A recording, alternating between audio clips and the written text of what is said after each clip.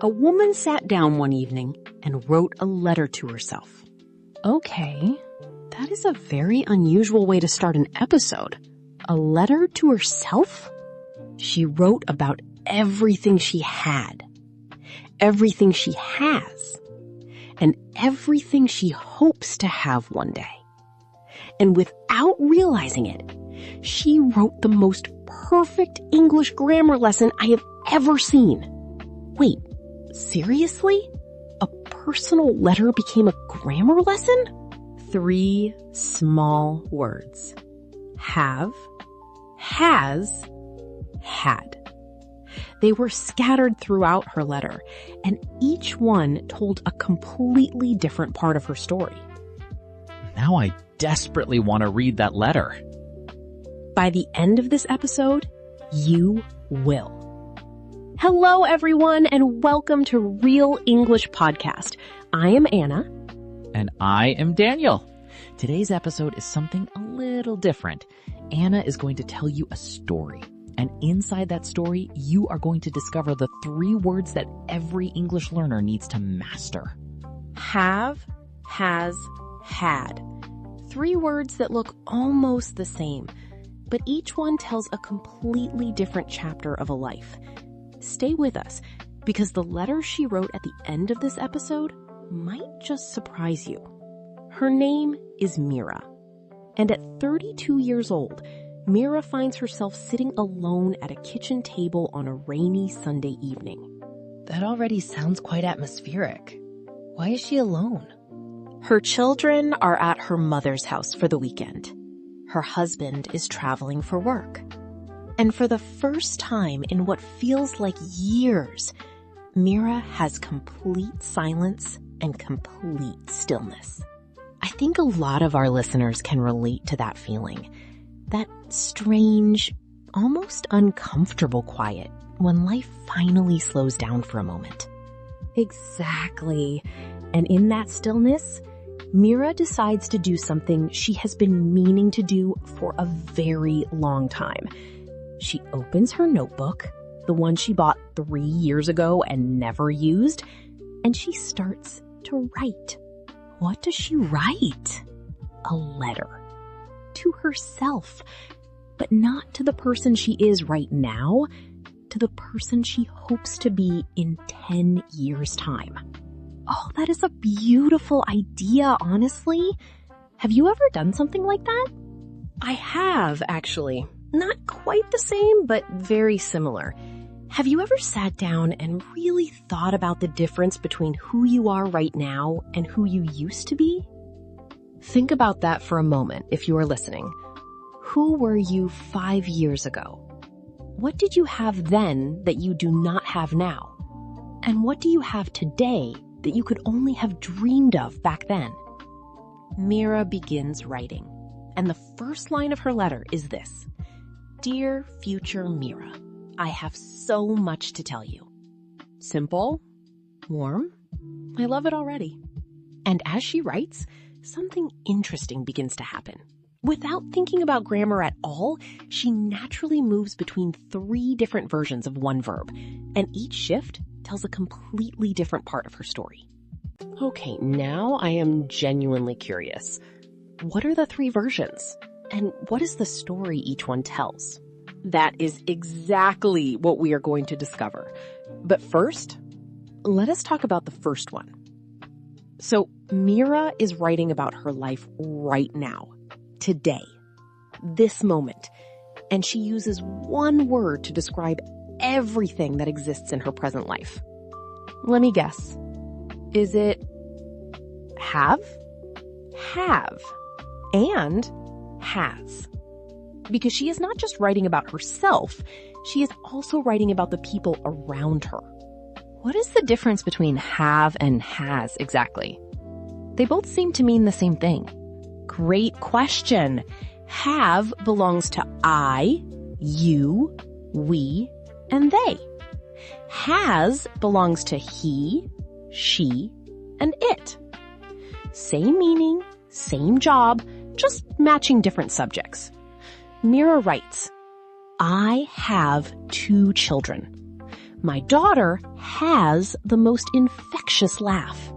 My son has my mother's eyes. Oh, I love that. So have and has are both describing what exists right now, what is real and present? Exactly. And it goes beyond just physical things. I have a life I am genuinely proud of. She has a friend who calls every single day without fail. We have more good days than bad ones now.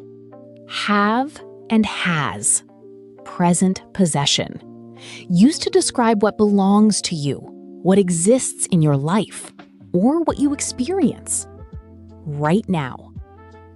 I have a wonderful family. She has a talent for languages. We have so much to be grateful for. And have and has are also used for experiences, right? Like things you have done that connect to right now? Perfect. Yes. I have learned so much in these years. She has become someone I truly admire. They have been through so much together and come out stronger. This is called present perfect. Have or has plus a past participle. And it connects something from the past to right now. So if I said I have listened to Real English podcast today, that connects my past action to this present moment? Exactly. The listening happened in the past, but it is still relevant and real right now. That is the feeling of have in present perfect. The past is still alive in the present. Can you relate to this, listeners? Think of one thing you have right now, one thing you have learned, or one person you have in your life, and hold that thought. We will come back to it.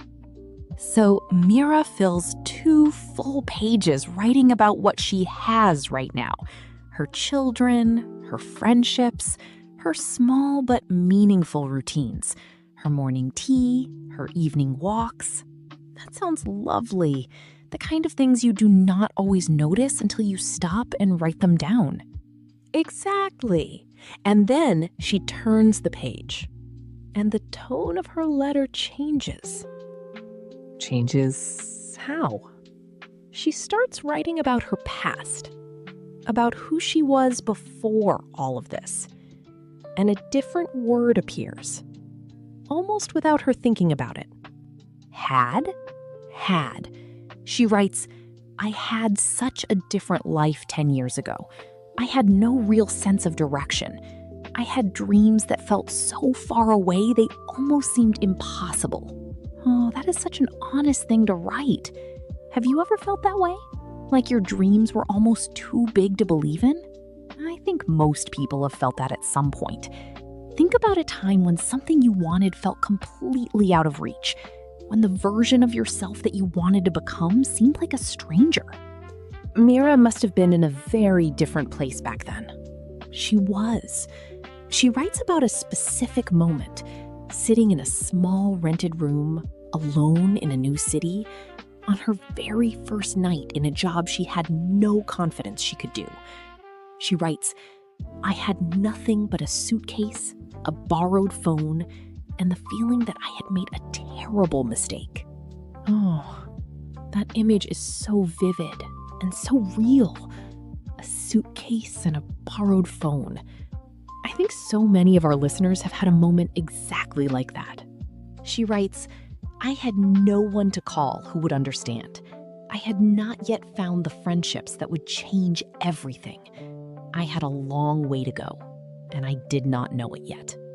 She writes, I had no one to call who would understand. I had not yet found the friendships that would change everything. I had a long way to go, and I did not know it yet. Exactly. And here is what I want you to notice. Every had in those sentences describes something that was true then, but is no longer true now. She does not have that loneliness. She does not have that uncertainty anymore. Had is the word she uses for the past self. She has moved beyond. So had is not just a grammar form, it actually carries the emotion of the past being the past. of something being over and left behind. That is exactly it. And she is about to write one more section of the letter, the most important section of all. But before I tell you what she writes, there is something we need to talk about. Is it something about had?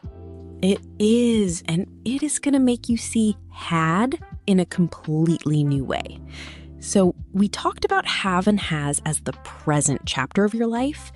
Had is the past chapter. And what makes had truly special is this. It works with every single subject. I had, you had, he had, she had, we had, they had, no exceptions. That is actually really nice. So I do not need to remember any subject rules for had? None at all. Had is universal. It belongs to the past, and the past belongs to everyone equally. Had, past possession, describes what was true, what existed, or what you possessed in the past, but may no longer be true now. She had a completely different life 10 years ago. He had no experience when he first started. And had is also used in another way, right? Like had finished, had already left. Yes, this is past perfect. Had plus past participle. And this is used when you are talking about two things that happened in the past, and you want to show which one happened first. Can you give me an example from Meera's story? Of course. She writes, "By the time I found my confidence, I had already failed more times than I could count." The failing happened before the confidence, and had shows that order perfectly. I had already failed, earlier past. I found my confidence, later past. Had, past perfect. Had plus past participle shows that one past action happened before another past action. By the time she called me, I had already left the office. So had is like a time machine that goes even further back before the already past moment? I love that. A time machine within a time machine. Yes, that is exactly the feeling. And notice how different that feels from have. I have learned so much. That connects the past to now. I had learned so much before I left that job. That keeps everything firmly in the past. That distinction between what connects to now and what stays in the past is the real key to understanding have, has, and had at the deepest level. I genuinely feel like I understand these three words in a way I never quite did before. And I already knew them. Before we find out how Meera's letter ends, let us make this personal for you. Here is your speaking exercise. I want you to complete these 3 sentences out loud. Say them as naturally as you can. Sentence 1, I have, and then describe something real in your life right now. Something you possess, someone you love, or something you are proud of. Sentence 2, I had, and then describe something from your past, something that was true before but has changed. If you would like to share what you said, write your 3 sentences in the comments below. We read every single one, and we genuinely love seeing your personal stories. And here is a reflection question to sit with.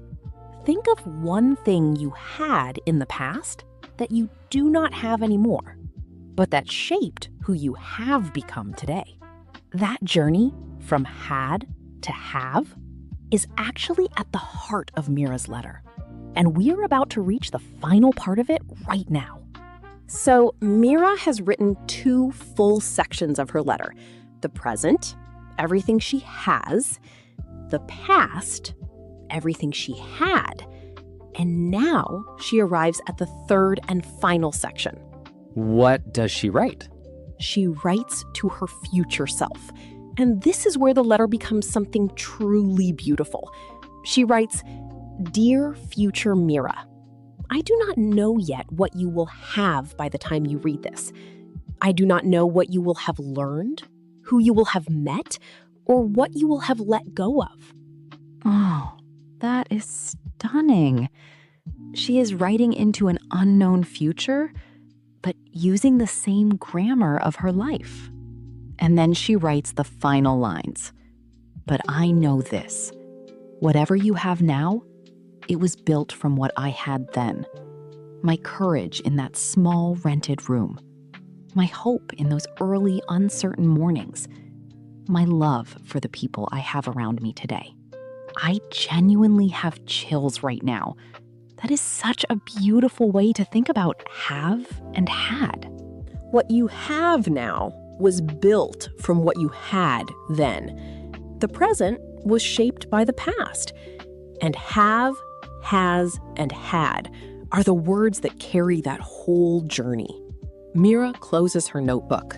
She makes a cup of tea, and she feels, for the first time in a long time, completely at peace with both who she was and who she is. Because she had written it all down.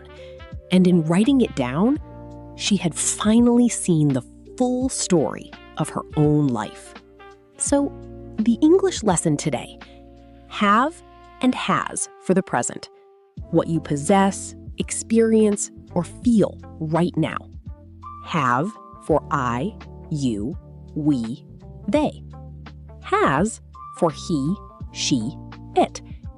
And both used in present perfect to connect the past to this moment. Had for the past. Universal, works with every subject. Used for past possession and for past perfect, showing one past event happened before another. And the life lesson? What you have now was shaped by what you had then. Your present is connected to your past. Both matter. Both are part of the same story. I love that.